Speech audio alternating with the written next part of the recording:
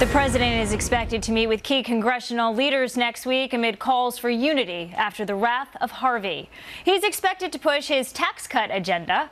A lot to talk about right now, especially as we try to get the agenda back on track. Scott, are you hopeful that the parties can come together when it comes to tax reform? I think everybody wants a tax cut, right?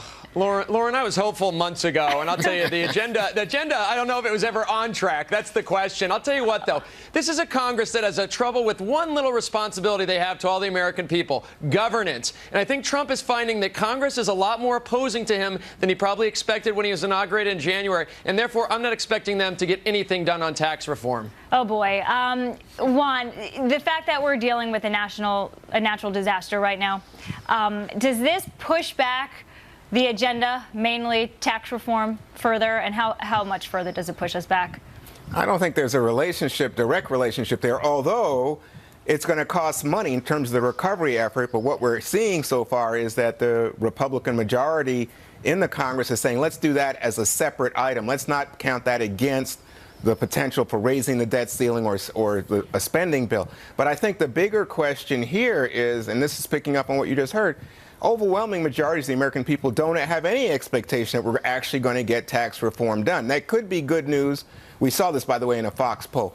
But it could be good news in the sense that low expectations may allow the Congress to get something. Then people will say, well, thank goodness they did something, not nothing this time. Yeah, but low expectations, Rachel, are about Congress's ability to get something done. Only 14% of people, according to that Fox News poll, think that Congress can get something passed on tax reform. And the president has basically put this all in Congress's hands, right? Essentially separating himself from them. If they don't get it done, well, it wasn't my fault. I told you to do it.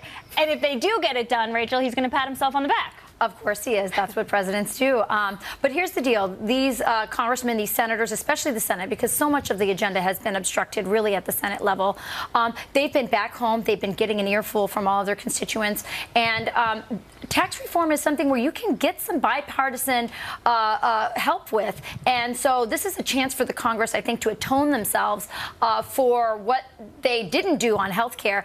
And I think they know that it is really do or die. This is their chance to make up for what they didn't do. And if they don't do it, there's going to be hell to pay come midterms. And it's so interesting, Larry, because if you look at the stock market, it's right at or near record highs, depending on the index that you look at.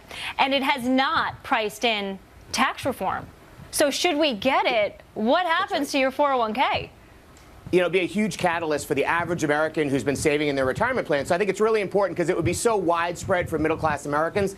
And that relief that we're seeing for Houston in bake sales and in church drives and clothing drives is the same relief we need to see from middle-class taxpayers through tax reform, not tax cuts. These are families that are struggling with soaring health care costs, rising education costs, stagnant wages, and this is the relief that they need to make American workers more competitive in the global stage. That's what's really important here. And that's why it has to happen. I'm so glad, Scott, that Larry brought up wages, because we got the jobs report and wages grew 3 whole pennies. Americans are not making, I know, what are you going to do with your 3 cents? You know, Americans just aren't making money. The one way, and everybody says this, that you can really get wages to go up is to give everybody, the business and the middle-class American, give that worker a tax cut. Yeah, they need it. I mean, yesterday was not a good day if you're looking for good numbers out of the job market. And I'll tell you what, Lauren, wages have been stagnant for years. We've had all this job growth, but no wage growth. And therefore, that's keeping a lid on inflation, but it's keeping a lid on how much you're taking home in your paycheck. So therefore, those need to improve if the economy is going to continue to recover here. All right. Coming up, everybody, President Trump lifting President Obama's ban on military gear for law enforcement. How Hurricane Harvey might be proving President Trump made the right call.